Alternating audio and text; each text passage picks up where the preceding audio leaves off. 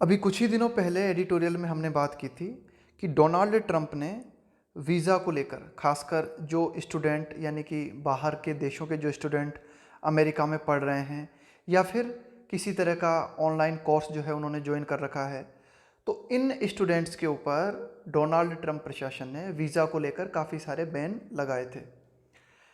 तो जब ये बैन लगाए गए थे, इसके बाद में इस फैसले को, ट्रंप सरकार के इस फैसले को, जैसे कि हार्वर्ड यूनिवर्सिटी है या फिर एमआईटी है, इन्होंने अदालत में चुनौती दी और अब अदालत ने फैसला दिया है डोनाल्ड ट्रंप सरकार के खिलाफ।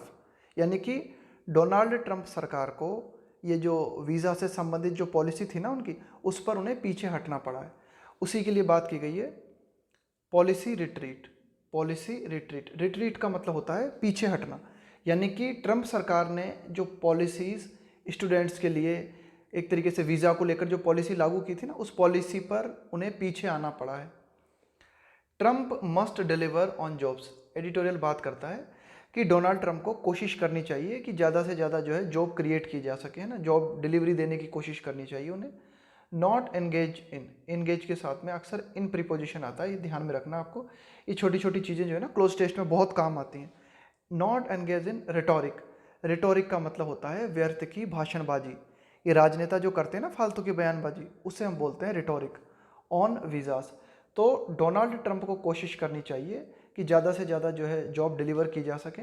Not engage in rhetoric on visas, उन्हें वीज़ा को लेकर ये जो व्यर्थ भाषणबाजी होती है इसमें संलग्न नहीं होना चाहिए।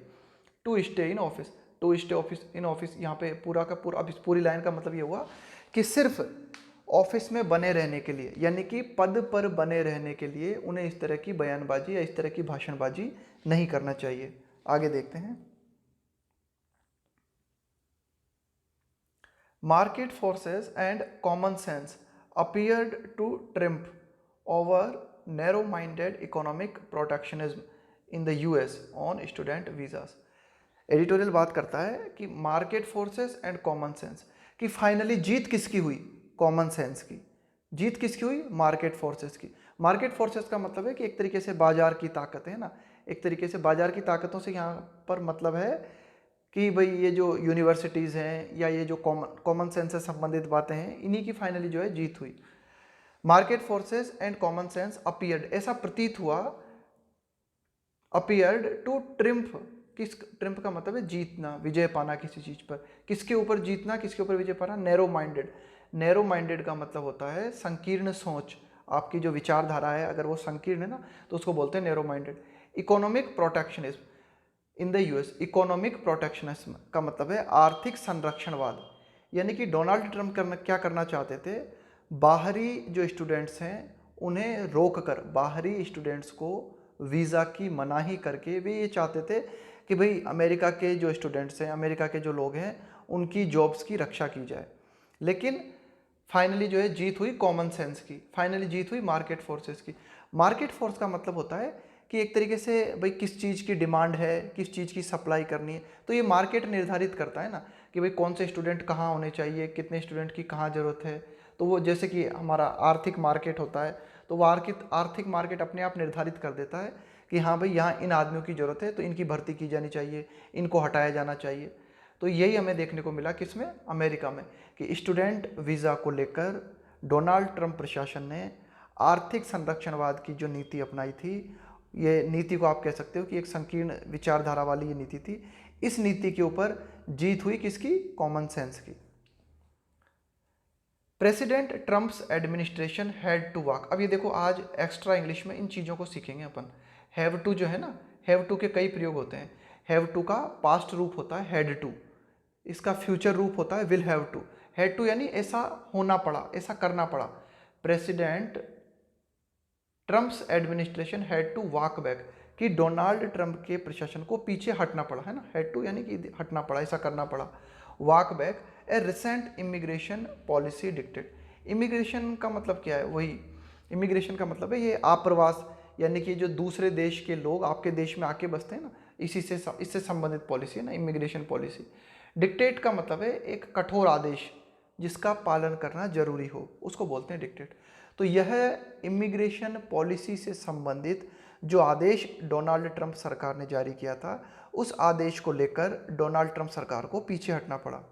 अब इस आदेश में क्या बात कही गई थी, देखो ये पूरा की पूरा एडिटोरियल जो है ना, सारी कहानी हमें विस्तार से बता रहा है। इस आदेश में क्या बात कही गई थी, that it would know longer, इस आदेश में कहा गया था कि डोनाल्ड ट्रंप सरकार जारी नहीं करेगी, it would know longer issue visas, Donald Trump सरकार अब आने वाले समय में जो है क्या वीज़ा जारी नहीं करेगी, ऐसा इस आदेश में कहा गया था। To university students in programs involving a substantial का मतलब है काफ़ी, ऑनलाइन कंपोनेंट, यानी कि ऑनलाइन कंपोनेंट का मतलब होता है घटक या फिर तत्व। तो डोनाल्ड ट्रंप सरकार ने इमिग्रेशन पॉलिसी संबंधित जो आदेश जारी किया था, इस आदेश में क्या बात कही गई थी, इस आदेश में ये बात कही गई थी कि अमेरिकी सरकार स्टूडेंट्स को वीज़ा जारी नहीं करेगी। किन स्टूडेंट्स को, जो कि यूनिवर्सिटीज़ से जुड़े हुए विभिन्न प्रोग्रामों में हैं, university students in programs involving है सब्सटेंशियल का मतलब है काफ़ी, ऑनलाइन कंपोनेंट, यानी कि स्टूडेंट्स और ख़ास करके वे स्टूडेंट्स जो कि ऑनलाइन के माध्यम से विभिन्न यूनिवर्सिटी से जुड़े हुए हैं, इन्हें किसी तरह का जो है वीज़ा नहीं दिया जाएगा। ये बात अमेरिकी सरकार ने, ये जो फैसला लिया था ना वीज़ा संबंधित, ये आदेश, इस आदेश में ये बात कही गई थी। स्टार्टिंग इन द फॉल, यहाँ पे फॉल का मतलब है बिलोंग टू 2020 सेमेस्टर, कि भाई ये जो 2020 से संबंधित जो कोर्स है ना, ऑनलाइन कोर्स, इसको इसमें इनमें जो स्टूडेंट्स हैं, इन स्टूडेंट्सों को रोकने की बात कही गई थी कि भाई इन स्टूडेंट्स को किसी भी तरह का जो है कोई वीज़ा नहीं दिया जाएगा। अब एडिटोरियल कहता है कि हैड दिस पॉलिसी विदस्टूड, विदस्टूड का मतलब है एक तरीके से खरे उतरना, द लीगल चैलेंज। अब देखो डोनाल्ड ट्रंप सरकार इस फैसले को लेके आई थी कि भाई ये जो भी स्टूडेंट्स हैं इनको वीज़ा न दिया जाए, लेकिन कुछ यूनिवर्सिटीज़ ने, कुछ बुद्धिमान लोगों ने इस फैसले को अदालत में चुनौती दी। अब एडिटोरियल ये बात करना चाहता है कि भाई ठीक है, ये मामला अदालत में गया, एक तरफ डोनाल्ड ट्रंप सरकार थी और दूसरी तरफ कुछ यूनिवर्सिटी से जुड़े हुए लोग थे। अगर इस फैसले की जीत हो जाती, यानी कि डोनाल्ड ट्रंप सरकार ने जो आदेश जारी किया था, अगर इस आदेश को कानूनी सपोर्ट मिल जाता, अदालत भी डोनाल्ड ट्रंप सरकार के पक्ष में होती, तो क्या होता, हैड दिस पॉलिसी विदस्टूड, कि अगर यह पॉलिसी कानूनी जो चुनौती दी गई थी ना, इस पॉलिसी को लीगल चैलेंज दिया गया था, अगर उस लीगल चैलेंज पर भी ये खरा उतरती, दैट वाज इमीडिएटली माउंटेड। अब देखो जैसे ही डोनाल्ड ट्रंप सरकार ने यह आदेश जारी किया, इमीडिएटली तुरंत इस फैसले को अदालत में चुनौती दी गई। दैट वाज इमीडिएटली माउंटेड, यहाँ माउंट का मतलब एक तरीके से प्रेशर इंक्रीज करना, mounted bye Harvard university, the MIT। तो ये जो MIT यूनिवर्सिटीज़ है या फिर ये जो हार्वर्ड यूनिवर्सिटी है, इन्होंने तुरंत डोनाल्ड ट्रंप सरकार के इस फैसले को अदालत में चुनौती दी। एंड ओवर 200 अदर यूनिवर्सिटीज़, और साथ ही साथ देखो हार्वर्ड यूनिवर्सिटीज़ है, MIT है, इसके अलावा 200 अन्य जो विश्वविद्यालय हैं, इन सब विश्वविद्यालयों ने मिलकर डोनाल्ड ट्रंप सरकार के इस फैसले को अदालत में चुनौती दी। अब अदालत में चुनौती दी गई। अब एडिटोरियल कहना चाह रहा है कि भाई ठीक है, इन यूनिवर्सिटीज़ की जीत हुई, लेकिन अगर डोनाल्ड ट्रंप प्रशासन का वो जो फैसला था, अगर वो जीतता, it might have led to का मतलब है कारण बनना, है ना, it might have led to large numbers of students enrolled in such courses facing the risk. अगर डोनाल्ड ट्रंप सरकार के आदेश की जीत होती, अदालत अगर डोनाल्ड ट्रंप सरकार के आदेश का समर्थन करती, तो उसके चलते क्या हो सकता था, माइट, संभावना बनती थी, है ना, उसके चलते क्या हो सकता था, माइट हैव लेड टू, उसके चलते ये हो सकता था, है ना, क्या हो सकता था कि भाई एक जो बड़ी संख्या में जो स्टूडेंट्स हैं जिन्होंने कि अपना नामांकन करा रखा है, इनरोल्ड इन सच कोर्सेज, जो कि विभिन्न ऑनलाइन कोर्सेज में अमेरिका में अध्ययन कर रहे हैं, फेसिंग द रिस्क, उन्हें खतरा उठाना पड़ सकता था, उन्हें जो है जोखिम झेलना पड़ सकता था, facing the risk of deportation. Deportation का मतलब होता है देश निकाला, आपको देश से निकाल के जो है भेज दिया जाए, है ना, आपके देश में बाहर भेज दिया जाए या कहीं और बाहर भेज दिया जाए। डिपोर्टेशन का मतलब होता है देश से निकाल देना, रिस्क ऑफ डिपोर्टेशन। तो विभिन्न स्टूडेंट्स को देश निकाला झेलना पड़ सकता था, है ना, उन्हें निर्वासन झेलना पड़ सकता था। And those intending to enter the US, इसके अलावा वे स्टूडेंट्स जिनका कि इरादा है, इंटेंशन से बना है, इंटेंडिंग का मतलब जिनका इरादा है, and those intending to enter the US, और वे स्टूडेंट्स जो कि अमेरिका में पढ़ने की सोच रहे थे, अमेरिका में एंटर करने का जिनका इरादा था उच्च अध्ययन के लिए, हायर स्टडीज, स्ट्रेंडेड का मतलब होता है फंसे हुए, है ना, कुछ विद्यार्थी फंसे हुए, यानी कि जैसे कि मानो कोई आपदा आई और उस आपदा के तहत आप कहीं फंस गए तो उस फंसे हुए को बोलते हैं स्ट्रेंडेड। अब्रॉड का मतलब है एक तरीके से दूसरे देश में या विदेश में। विदाउट ऑप्शंस, तो एडिटोरियल यही कहना चाह रहा है कि कई सारे स्टूडेंट जो अमेरिका में पहले से ही हैं उन्हें जो है देश निकाला झेलना पड़ता। इसके अलावा वे स्टूडेंट्स जो कि अमेरिका में उच्च अध्ययन के लिए पढ़ने की सोच रहे थे, है ना, higher studies, standard abroad without option, तो उनको जो है मतलब एक तरीके से फंसे रहना पड़ता, यानी कि वे अमेरिका में प्रवेश नहीं कर सकते थे, उनके पास कोई ऑप्शन नहीं था, विदाउट ऑप्शन। तो ये डिटेल बात करना चाह रहा है, लेकिन ऐसा हुआ नहीं। ये संभावनाएं कब बनती थी? ये संभावनाएं तब बनती थी जब डोनाल्ड ट्रंप सरकार का ये जो फैसला था, इस फैसले को अदालत की तरफ से भी सपोर्ट मिल जाता। लेकिन अदालत ने फैसला दिया किनके पक्ष में? स्टूडेंट्स के पक्ष में और विभिन्न यूनिवर्सिटीज के पक्ष में। आगे देखते हैं। The universities joining the case against the decision of the Federal Immigration and Customs Enforcement argued। तो देखो ये जो विभिन्न यूनिवर्सिटीज़ हैं अमेरिका में, इन्होंने क्या तर्क दिया अदालत में? The universities joining the case, कि विभिन्न यूनिवर्सिटीज़ जिन्होंने इस केस को ज्वाइन किया अगेंस्ट द डिसीजन, है ना, तो इस केस में किस अगेंस्ट द डिसीजन, यानी कि डोनाल्ड ट्रंप सरकार का जो डिसीजन था ना, of the federal immigration and customs enforcement. ये एक डिपार्टमेंट है जो क्या करता है, इमिग्रेशन से संबंधित पॉलिसीज बनाता है अमेरिका में। Federal immigration and customs enforcement, तो ये एक डिपार्टमेंट है। इस डिपार्टमेंट के बीच में और यूनिवर्सिटीज़ के बीच में, एक तरीके से आप कह सकते हो कि इस डिपार्टमेंट के बीच में और विभिन्न यूनिवर्सिटीज़ के बीच में जो है अदालत में केस लड़ा गया।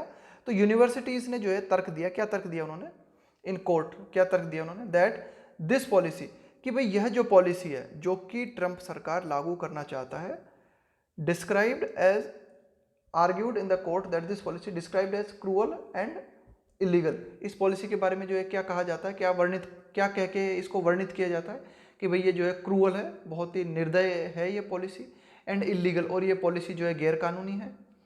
इन यूनिवर्सिटीज़ ने कहा कि भाई ये जो पॉलिसी है ये क्रूअल है, इसके अलावा ये पॉलिसी जो है इलीगल है, गैरकानूनी है। अंडरमाइंड देयर एफर्ट, कि इस पॉलिसी ने, डोनाल्ड ट्रंप सरकार की इस पॉलिसी ने, यूनिवर्सिटीज़ ने क्या कहा कि भाई डोनाल्ड ट्रंप की सरकार की इस पॉलिसी ने महत्व को कम किया। अंडरमाइन का मतलब होता है महत्व को कम करना।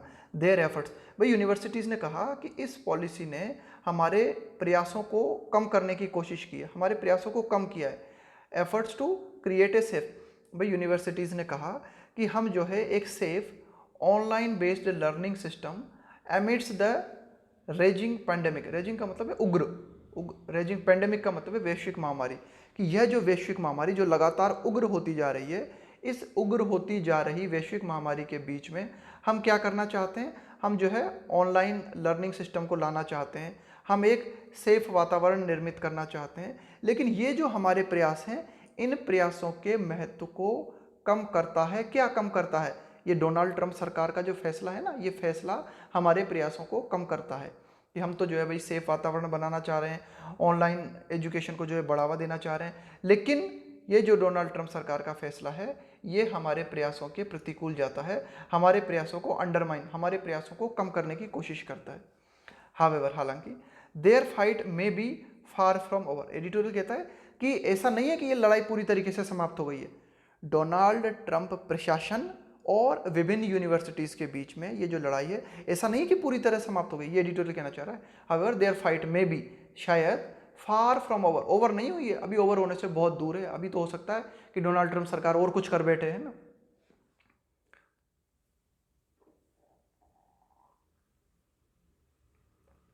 Both the universities and their prospective international enrollees, universities and their prospective का मतलब है संभावित, इंटरनेशनल एनरोलीज, एनरोलीज का मतलब क्या है यहाँ पे? एनरोलीज का मतलब है कि भाई नामांकन लेने वाला, है ना, एनरोल कराने वाला अपने आप को, कि भाई मैं रजिस्टर कराता हूँ इस यूनिवर्सिटीज़ में अपने को, उसके लिए कहा गया। तो दोनों के लिए एडिटोरियल बात करता है कि विभिन्न यूनिवर्सिटीज़ को और ये जो संभावित जो स्टूडेंट है ना, जो संभावित अंतर्राष्ट्रीय स्टूडेंट है, उन दोनों के लिए बेहतर होगा, वुड बी वाइज, उन दोनों के लिए बेहतर होगा विभिन्न यूनिवर्सिटीज़ के लिए और अंतर्राष्ट्रीय स्टूडेंट्स के लिए बेहतर होगा, क्या बेहतर होगा, टू रिमेन अलर्ट, कि वे जो है चौकन्ने बने रहें, to the possibility of additional restrictions, to the possibility of additional restrictions foisted on to का मतलब है किसी के ऊपर, फॉइस्टेड का मतलब है थोपना, जबरदस्ती लागू करना, ऑन टू। तो एडिटोरियल कहना चाहता है कि विभिन्न यूनिवर्सिटीज़ को और विभिन्न अंतर्राष्ट्रीय स्टूडेंट्स को जागरूक रहना चाहिए, चौकन्ना रहना चाहिए कि इस बात की संभावना बनती है, क्या संभावना बनती है कि हो सकता है आने वाले टाइम में डोनाल्ड ट्रंप सरकार जो है वह जबरदस्ती अतिरिक्त प्रतिबंध लगाने की कोशिश करे, the entry process at a future date, कि भाई जो भी अंतर्राष्ट्रीय स्टूडेंट हैं वे एंट्री जो लेना चाहते हैं ना अमेरिका में, तो उस एंट्री प्रोसेस पर आगे आने वाले समय में हो सकता है डोनाल्ड ट्रंप सरकार जो है अतिरिक्त प्रतिबंध लगाने की कोशिश करे। तो इस संबंध में विभिन्न यूनिवर्सिटीज़ को और विभिन्न अंतर्राष्ट्रीय स्टूडेंट्स को जागरूक रहने की जरूरत है।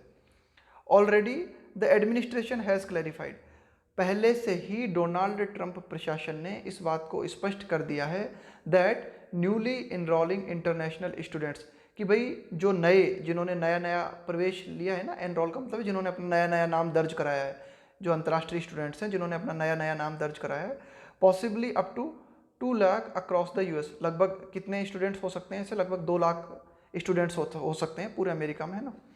विल बी, तो इन सारे स्टूडेंट्स को क्या किया जाएगा, विल बी बार्ड का मतलब होता है रोकना, और बार्ड के साथ अक्सर ये फ्रॉम प्रीपोजिशन आता है ना, बार्ड फ्रॉम, रोकना, किस चीज़ से रोकना, एग्जाम देने से रोकना, प्रवेश करने से रोकना है ना, तो बार्ड के साथ फ्रॉम। तो पहले से ही डोनाल्ड ट्रंप सरकार ने स्पष्ट कर दिया है कि भाई ये जो नए जो स्टूडेंट्स हैं ना, नए जो अंतर्राष्ट्रीय स्टूडेंट्स हैं जिनकी की संख्या अमेरिका में लगभग 2 लाख है, इनको रोका जाएगा। किस चीज़ से रोका जाएगा, taking purely online courses while living in the country, कि आप ये देश जो है ना, कि अमेरिका में मतलब ये जो स्टूडेंट्स हैं ये अमेरिका में रह भी रहे हैं और साथ ही साथ ऑनलाइन कोर्सेज भी लेना चाहते हैं। तो इन सारे के सारे 2 लाख स्टूडेंट्स को जो कि न्यूली इनरोल्ड हैं, इन्हें रोकने की कोशिश की जाएगी, इन्हें रोका जाएगा। येट, फिर भी द बैटल विल कंटिन्यू, कि भाई ये जो संघर्ष है ना एक तरीके से स्टूडेंट्स के बीच में और डोनाल्ड ट्रंप प्रशासन के बीच में, या फिर स्टूडेंट्स के बीच में और यूनिवर्सिटीज़ के बीच में, yet the battle will continue from the other side too. Editorial कहना चाह रहा है कि ठीक है डोनाल्ड ट्रंप सरकार जो कर रहे हैं वो कर रहे हैं, लेकिन दूसरी तरफ से स्टूडेंट्स की तरफ से, यूनिवर्सिटीज़ की तरफ से भी, या फिर एक तरीके से आप कह सकते हो कि ये युद्ध जो है ना अभी जारी रहेगा। द जज इन द लीगल केस, कि भाई ये जो एक तरीके से मामला अदालत तक पहुंच गया था, तो इस मामले में जो जज थे उन्होंने जो है क्या बात कही, brought by the universities, the जज इन द लीगल केस, कि भाई ये जो लीगल केस है ना, कि लीगल केस, इस केस को किसने अदालत तक पहुंचाया, यूनिवर्सिटीज़ ने ना, ब्रॉट बाय द यूनिवर्सिटीज़, कि इस केस को अदालत तक किसने पहुंचाया, विभिन्न यूनिवर्सिटीज़ ने ना। तो जज in the legal case is keeping the case open, तो जो जज हैं उन्होंने इस केस को बिल्कुल ओपन रखा हुआ है ना। इम्प्लाइंग का मतलब है निहित होना, है ना, अंतर्निहित होना, है ना, इस बात का संकेत निहित होना। Implying that arguments could be made against additional restrictions, कि डोनाल्ड ट्रंप सरकार अगर अतिरिक्त प्रतिबंध लगाती है, डोनाल्ड ट्रंप सरकार अगर विभिन्न स्टूडेंट्स पर अतिरिक्त प्रतिबंध लगाती है, तो यूनिवर्सिटीज़ जो हैं वे डोनाल्ड ट्रंप सरकार द्वारा लगाए गए प्रतिबंधों के खिलाफ अपने तर्क प्रस्तुत कर सकती हैं। ये एडिटोरियल जो है यहाँ तक बात करना चाहता है। आगे देखते हैं। फॉर मिस्टर ट्रंप के लिए अगर हम बात करें, हिज एडमिनिस्ट्रेशंस इमिग्रेशन सागा का क्या मतलब होता है, सागास का मतलब होता है एक तरीके की ये जो कहानी है ना, कि भाई ये जो कथानक है, कथानक का मतलब है कि ये जो बातें चल रही है ना तब से लेकर ये एक तरीके से इमिग्रेशन से संबंधित ये जो कहानी चल रही है, ये जो कुछ घटनाएं घट रही है ना, उनको बोलते हैं सागास का मतलब है कि एक तरीके से कहानी ही कह सकते हो, लेकिन कहानी नहीं, कथानक कहोगे आप, हिंदी में से कहोगे कथानक, है ना, कि भाई ये जो इमिग्रेशन को लेके चल के पूरा बखेड़ा जो चल रहा है ना, पूरा की पूरी ये जो कहानी चल रही है, हिज एडमिनिस्ट्रेशंस इमिग्रेशन सागास, कि भाई डोनाल्ड ट्रंप के प्रशासन का ये जो आप्रवास से संबंधित ये जो कथानक है, विल ओनली रेचेट अप का क्या मतलब होता है, इंक्रीज करना, है ना, कि भाई डोनाल्ड ट्रंप की ये जो इमिग्रेशन को लेकर जो कुछ कर रहे हैं ना डोनाल्ड ट्रंप सरकार, ये क्या करेगी, सिर्फ बढ़ावा देगी, बढ़ाएगी, किस चीज़ को बढ़ाएगी, the pressure on him to perform and deliver during what he probably considers the hardest year. तो इन सब से जो है डोनाल्ड ट्रंप के ऊपर ही दबाव बढ़ेगा, pressure on him to perform, किस बात का दबाव बढ़ेगा डोनाल्ड ट्रंप के ऊपर कि वे जो है बेहतर प्रदर्शन करें और डिलीवर करें, है ना, प्रदान करें। ड्यूरिंग, किस दौरान, वाट ही प्रोबेबली, प्रोबेबली का मतलब है संभवतया, कंसीडर का मतलब है मानना, द हार्डेस्ट ईयर, कि डोनाल्ड ट्रंप सरकार 2020 को संभवतया सबसे मुश्किल साल मानते हैं खुद के लिए, और इस मुश्किल साल में उनको जो है बहुत बेहतर प्रदर्शन करना पड़ेगा। ये दबाव जो है ना वो अपने ऊपर ले रहे हैं जानबूझ के। ये एडिटोरियल कहना चाह रहा है कि इमिग्रेशन पॉलिसी से संबंधित जो कुछ भी चल रहा है उसके माध्यम से क्या होगा, डोनाल्ड ट्रंप के ऊपर एक प्रेशर इंक्रीज होगा एक ऐसे वर्ष में जिस वर्ष को वे बहुत ही कठिन साल मानते हैं, पॉलिटिकली, राजनीतिक रूप से वे अपने लिए बहुत ही कठिन साल मानते हैं। ऑफिस फर्स्ट टर्म, देखो ऑफिस फर्स्ट टर्म का मतलब है, टर्म का मतलब है क्या, अवधि, कार्यकाल, कि भाई ये जो डोनाल्ड ट्रंप का जो पहला कार्यकाल है ना राष्ट्रपति के रूप में, इस कार्यकाल में वे क्या मानते हैं, डोनाल्ड ट्रंप ये मानते हैं कि ये जो 2020 का साल है ना, ये मेरे लिए जो है बहुत कठिन रहा है, और इस कठिन साल में जो है उनके ऊपर एक तरीके से और प्रेशर बढ़ेगा इस इमिग्रेशन पॉलिसी के तहत। ये एडिटोरियल जो है बात करना चाहता है। ऑन द वन हैंड, एक और अगर हम बात करें ना, ये इस तरह से जब हम लिखते हैं ना ऑन द हैंड, एक और अगर हम बात करें ना, ऑन द अदर का मतलब दूसरी ओर अगर हम बात करें, तो ऑन द वन हैंड अगर एक और अगर हम बात करें, he is facing a sharp legal backlash. Backlash का मतलब क्या होता है, प्रतिक्रिया, कि भाई एक और तो उन्हें यह मार झेलनी पड़ रही है, एक और तो उन्हें यह मार झेलनी पड़ रही है, या एक तरफ तो उनको इन प्रतिक्रियाओं का सामना करना पड़ रहा है। On the one hand he is facing A sharp का मतलब बहुत ही तीखी प्रतिक्रिया, कि भाई एक तरफ तो उन्हें बहुत ही कानूनी तीखी प्रतिक्रिया झेलनी पड़ रही है इन द रियल्म, रियल्म का मतलब होता है क्षेत्र, ऑफ इमिग्रेशन पॉलिसी, एक तरफ तो इमिग्रेशन पॉलिसी के क्षेत्र में उन्हें कानूनी प्रतिक्रिया झेलनी पड़ रही है। इसके अलावा not only in the case of students taking online courses but also on is ban on the issuance of H1B visas for skilled workers. अब देखो, न केवल स्टूडेंट्स के मामले में बल्कि उन लोगों के मामले में भी जिनको कि वीज़ा से संबंधित जो प्रतिबंध लगाए थे ना, तो देखो डोनाल्ड ट्रंप को एक तरीके से आप कह सकते हैं कि कानूनी प्रतिक्रिया झेलनी पड़ रही है। स्टूडेंट्स के मामले में तो झेलनी पड़ ही रही है, साथ ही साथ ये जो H1B वीज़ा है, अमेरिका के द्वारा H1B वीज़ा एक तरीके से किन लोगों को जारी किए जाते हैं, स्किल्ड वर्कर्स को। भाई जो किसी क्षेत्र में है ना कोई स्किल जिनके पास है, यानी कि अमेरिका में जो विभिन्न क्षेत्रों में लगे हुए काम करने वाले लोग हैं ना, उनके ऊपर भी डोनाल्ड ट्रंप ने प्रतिबंध लगाया था कि भाई इन्हें भी H1B वीज़ा जारी नहीं किया जाएगा। तो इसके खिलाफ भी डोनाल्ड ट्रंप को प्रतिक्रिया झेलनी पड़ रही है। तो not only in the case of students, तो न केवल स्टूडेंट्स के केस में, ऐसे स्टूडेंट जो कि ऑनलाइन कोर्स ले रहे हैं, साथ ही साथ जो अमेरिकी सरकार ने बैन लगाया था ना, कि अमेरिकी सरकार ने कहा था कि भाई जो भी वर्कर्स हैं, यानी कि बाहरी जो वर्कर्स हैं, उन्हें H1B वीज़ा जारी नहीं किया जाएगा, तो इसके खिलाफ भी डोनाल्ड ट्रंप को जो है प्रतिक्रिया झेलनी पड़ी है। एंड सेवरल का मतलब है विविध अदर वर्कर वीज़ास है ना, इसके अलावा H1B वीज़ा पर प्रतिबंध लगाया था। इसके अलावा अन्य कई तरीके के वीज़ा अमेरिका के द्वारा विभिन्न देशों के लोगों को जारी किए जाते हैं, उन वीज़ास पर भी अमेरिका ने जो है प्रतिबंध लगाया था। तो इन सब प्रतिबंधों पर डोनाल्ड ट्रंप को और उनकी सरकार को कानूनी प्रतिक्रिया झेलनी पड़ी। आगे देखते हैं, दूसरी ओर अगर हम बात करें, second, his job approval ratings are on the decline, है ना। तो जॉब अप्रूवल रेटिंग, कि भाई जॉब से संबंधित एक तरीके से अगर हम रेटिंग की बात करें ना, रेटिंग दी जाती है ना 3 स्टार 4 स्टार 5 स्टार, है ना, आर ऑन द डिक्लाइन। तो हम ये कह सकते हैं कि जॉब से संबंधित जो कुछ मामला है, इस संबंध में डोनाल्ड ट्रंप की एक तरीके से रेटिंग में गिरावट आई है। इन द फेस ऑफ का मतलब होता है के चलते, के फलस्वरूप, in the face of his governments mismanagement, कि डोनाल्ड ट्रंप की जो सरकार है उसने मिसमैनेजमेंट का मतलब है अकुशल प्रबंधन, है ना, किसी चीज़ को ढंग से प्रबंध न कर पाना, है ना, किसी चीज़ को ढंग से मैनेज न कर पाना। ऑफ पॉलिसी टू कंटेन का मतलब होता है कंट्रोल करना, किसी चीज़ को कंट्रोल करना या नियंत्रित करना, द स्प्रेड ऑफ कोविड-19, यानी कि डोनाल्ड ट्रंप को की रेटिंग में गिरावट आई है। क्यों? क्योंकि डोनाल्ड ट्रंप सरकार जो है कोविड-19 को, कोरोना वायरस को जो है ठीक तरह से कंट्रोल नहीं कर पाई। The ineffective steps it has taken, कि भाई जो भी अप्रभावी, है ना, इनइफेक्टिव का मतलब होता है जो प्रभावपूर्ण ना हो, इफेक्टिव का मतलब है जो प्रभावपूर्ण हो, इनइफेक्टिव का मतलब है जो प्रभावपूर्ण ना हो। The ineffective steps it has taken to bolster का मतलब होता है सहारा देना, सपोर्ट करना द इकोनॉमी, कि भाई जो अप्रभावी उपाय डोनाल्ड ट्रंप सरकार ने अर्थव्यवस्था को सहारा देने के लिए अपनाए, है ना, वो तो ये जो उपाय अपनाए ना डोनाल्ड ट्रंप सरकार ने, ये उपाय प्रभावी साबित नहीं हुए, ये एडिटोरियल कहना चाह रहा है।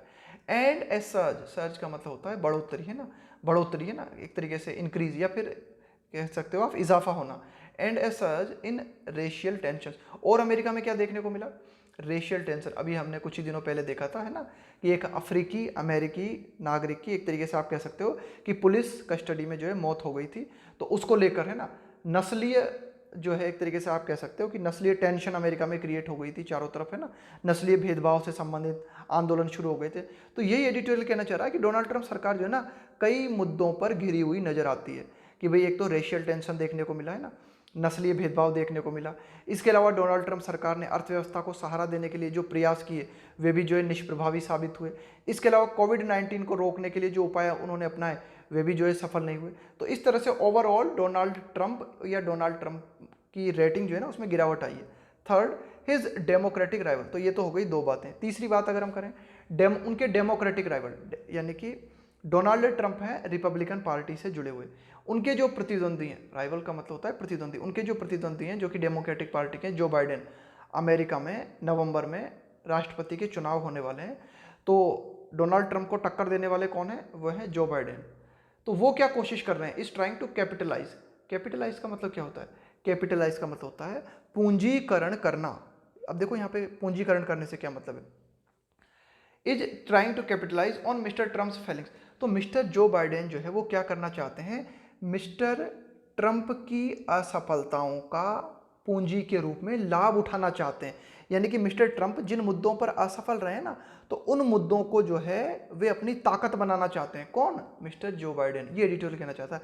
तो ये है पूंजीकरण करने का मतलब। पूंजीकरण करने का मतलब है कि इस बात का एक तरीके से फायदा उठाना, है ना, इस बात को पूंजी की तरह इस्तेमाल करना। तो यही कि मिस्टर ट्रंप जिन मुद्दों पर फैल रहे हैं उन मुद्दों को आधार बना के मिस्टर जो बाइडेन जो है ना चुनाव में जीत हासिल करना चाहते हैं। And find a path to victory, और मिस्टर जो बाइडेन जो है एक तरीके से मिस्टर ट्रंप की असफलताओं का सहारा लेकर जो है एक मार्ग निकालना चाहते हैं। किसका मार्ग, उनकी खुद की जीत का मार्ग, to victory in November's presidential election, कि नवंबर में जो राष्ट्रपति चुनाव होने वाले हैं उन राष्ट्रपति चुनावों में जीतने के लिए जो बाइडेन मिस्टर ट्रंप की असफलताओं का सहारा लेना चाहते हैं ना, मिस्टर ट्रंप की असफलताओं को एनकैश करना चाहते हैं, इस तरह से भी आप कह सकते हो। आगे देखते हैं। डेस्पाइट का मतलब होता है के बावजूद।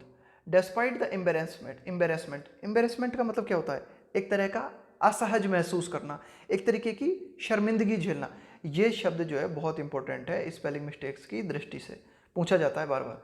Despite the embarrassment of retreating, retreat का मतलब है पीछे हटना, retreating on his latest visa policy, कि डोनाल्ड ट्रंप की जो नवीनतम वीज़ा पॉलिसी है उस पर पीछे हटते हुए शर्मिंदगी झेलने के बावजूद मिस्टर ट्रंप इज अनलाइकली, इस बात की पूरी संभावना है कि अनलाइकली, देखो लाइकली का मतलब होता है ऐसा होने की संभावना, अनलाइकली मतलब ऐसा होने की कतई संभावना नहीं है, टू बैक डाउन, कि मिस्टर ट्रंप को वीज़ा पॉलिसी को लेकर शर्मिंदगी झेलनी पड़ी, इनके बावजूद भी मिस्टर ट्रंप जो है पीछे नहीं हटेंगे।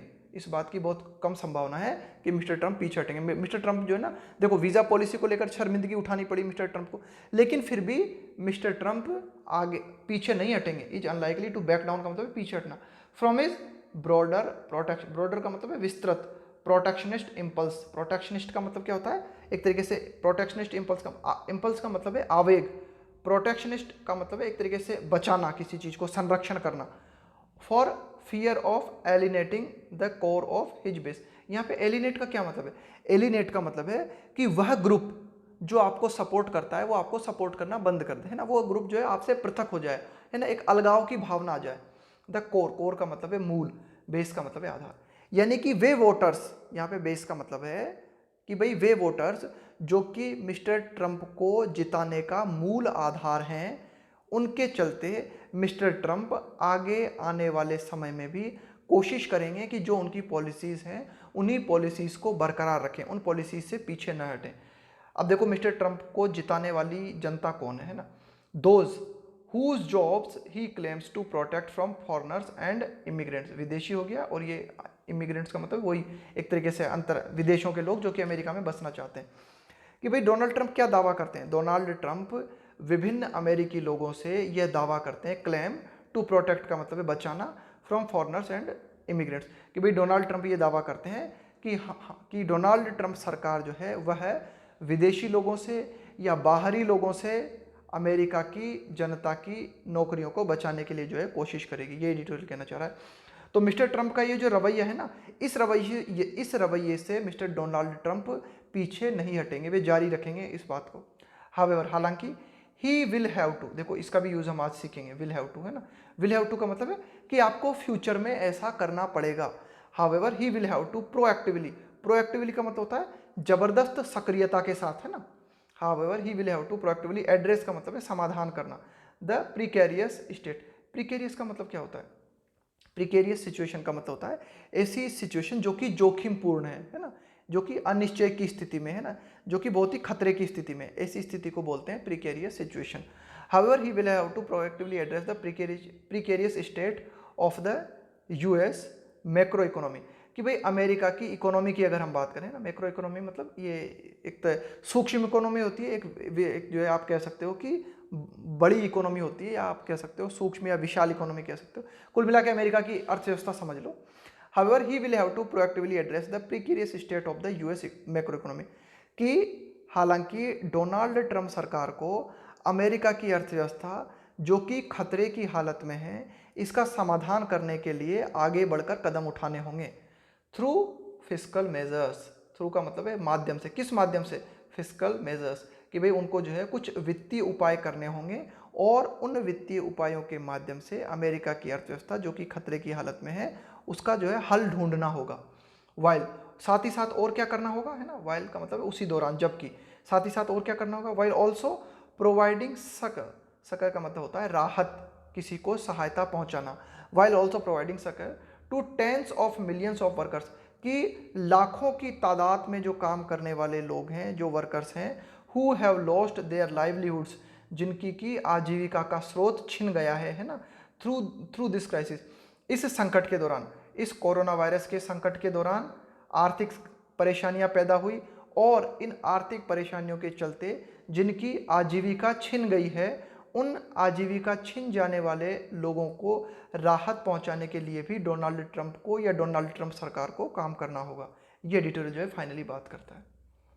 अब आज हम देखते हैं इसका कि ये जो हैव टू जो है ना, इसका प्रयोग किस तरह से किया जाता है। हैव टू का प्रयोग जो है एडिटोरियल में भी आता है, हर जगह इसका प्रयोग आपको देखने को मिलेगा। कॉमन एरर्स में भी इससे संबंधित मिस्टेक आती है, और खासकर स्पोकन में भी ये बहुत मदद करता है। हैव टू का प्रयोग करते हैं हम किसी कंपल्शन को, है ना, कि भाई आपको करना पड़ेगा, कंपलसरी है। ऑब्लिगेशन, कोई बाध्यता है आपके ऊपर कि अब तो यार ये करना ही पड़ेगा, है ना। नेसेसिटी, किसी चीज़ की ज़रूरत है। तो तीनों क्षेत्र में हम इसका प्रयोग करते हैं, प्रेजेंट में, पास्ट में, फ्यूचर में। प्रेजेंट में कि भाई आपको एक तरीके से आप क्या कह सकते हो कि ये आपको जो है एक तरीके से आप कह सकते हो कि करना पड़ा, है ना, या फिर करना पड़ता है। पास्ट की अगर आप बात करोगे तो करना पड़ा, है ना। प्रेजेंट में करना पड़ रहा है, आपको करना पड़ता है। और फ्यूचर की अगर हम बात करोगे तो करना पड़ेगा। देखते हैं, वाक्यों को समझने की कोशिश करते हैं। He has to unravel the ambiguity of this case. He has to unravel. Unravel का मतलब क्या होता है? सुलझाना। Unravel का मतलब होता है सुलझाना, है ना। Ambiguity का मतलब है अस्पष्टता, है ना, अस्पष्टता। He has to unravel the ambiguity of this case. उसे इस केस से जुड़ी हुई अस्पष्टता को सुलझाना है, यानी कि उसे क्या करना है, इस केस से संबंधित जुड़े हुए जो भी पेचीदे मामले हैं ना, उनको हल करना है, उनको सुलझाना है। भाई जो कुछ समझ में नहीं आ पा रहा उनको एकदम समझाना है, उनको स्पष्ट करना है एक तरीके से। ये मतलब हुआ इसका, he has to unravel the ambiguity of this case. तो इस एक तरीके से आप कह सकते हो कि उसके ऊपर इस बात का कंपल्शन है, उसको ये करना पड़ेगा, या उसके ऊपर इस बात की बाध्यता है कि उसे क्या करना पड़ेगा। अभी he has to unravel the ambiguity of this case, उसे इस केस से जुड़े हुए जो पेचीदा पहलू हैं उनको जो है सॉल्व करना है।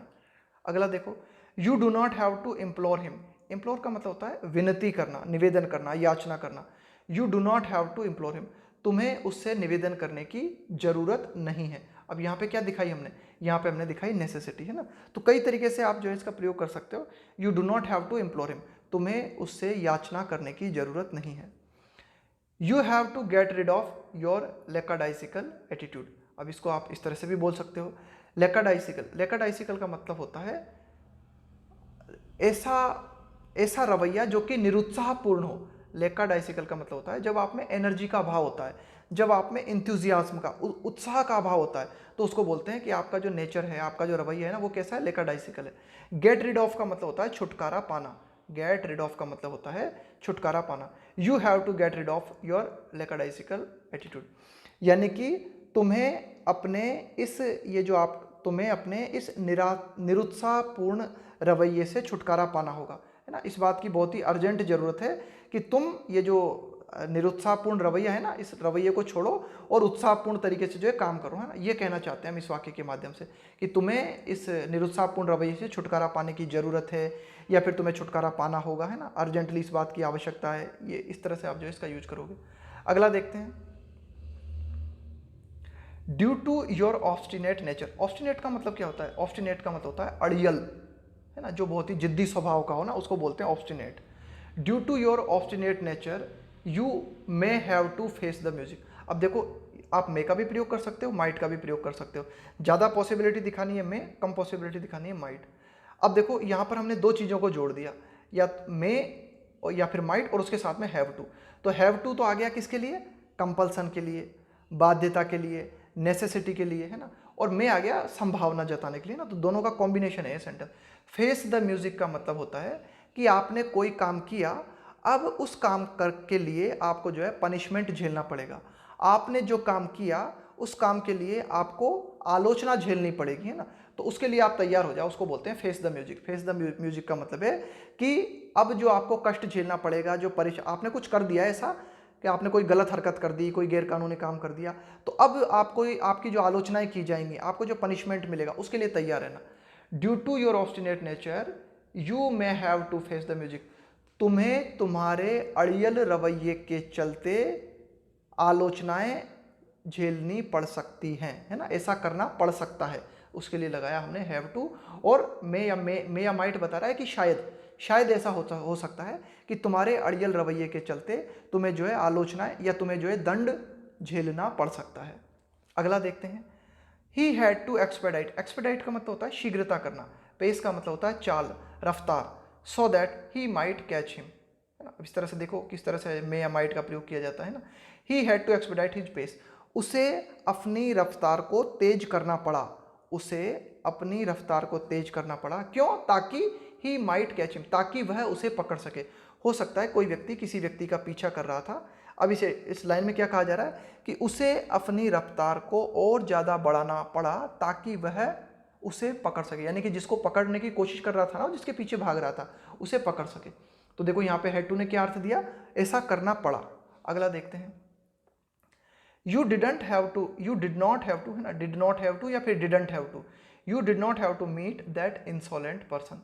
इंसोलेंट का मतलब होता है एक तरीके का ऐसा व्यक्ति जिसमें मैनर्स ना हो, जो कि असभ्य हो, जो कि बदतमीज हो, है ना। ऐसे व्यक्ति को, जो कि अक्खड़ टाइप का हो, ऐसे व्यक्ति को हम बोलते हैं insolent. You didn't have to meet that insolent person. अब इसके माध्यम से क्या कहना चाहते हैं? इसके माध्यम से हम ये कहना चाहते हैं, इस वाक्य के माध्यम से, कि तुम्हें उस, एक तरीके से आप कह सकते हो कि तुम्हें उस बदतमीज व्यक्ति से मिलने की जरूरत नहीं थी, है ना, कोई नेसेसिटी नहीं थी, है ना। यू नीड नॉट, कोई जरूरत नहीं थी इस बात की। You didn't have to meet that insolent person, कि तुम्हें उस बदतमीज व्यक्ति से मिलने की जरूरत नहीं थी। तो किसी भी रूप में आप जो है नेगेटिव भी बना सकते हो, इंटेरोगेटिव भी बना सकते हो, सिंपल तरीके से भी बात कर सकते हो ना। किसी भी रूप में आप जो है आप हैव टू को प्रयोग कर सकते हो। अगला देखते हैं, The government will have to adopt some pragmatic plans to revive the current economic situation, है ना। तो देखो, हैव टू का तो मतलब है आपको अभी करना है ना, अर्जेंट करना है, ऐसा करना पड़ेगा आपको, यानी कि अभी अर्जेंट करना है। विल हैव टू का मतलब होता है आगे आने वाले भविष्य में, है ना, आगे आने वाले भविष्य में जरूरत पड़ेगी आपको। The government will have to adopt, सरकार को अपनाने होंगे, क्या अपनाने होंगे? Pragmatic plan. प्रैग्मेटिक का मतलब होता है व्यवहारिक, फिजिबल, है ना। प्रैग्मेटिक का मतलब होता है व्यवहारिक प्लान। टू रिवाइव का मतलब होता है पुनर्जीवित करना। रिवाइव का मतलब होता है पुनर्जीवित करना। द करंट इकोनॉमिक सिचुएशन, कि वर्तमान आर्थिक हालातों को सुधारने के लिए, इनमें पुनर्जीवन डालने के लिए सरकार को क्या करना होगा? व्यवहारिक उपाय अपनाने होंगे, है ना। तो इस तरह से हम इसका प्रयोग करेंगे विल हैव टू का। विल हैव टू का मतलब है कि अभी आपको जरूरत नहीं है, लेकिन महीने बाद, 2 महीने बाद, है ना, या फिर आगे आने वाले समय में आपको ऐसा करने की जरूरत पड़ेगी। उसके लिए आप लगाते हो विल हैव टू, ऐसा करना पड़ेगा।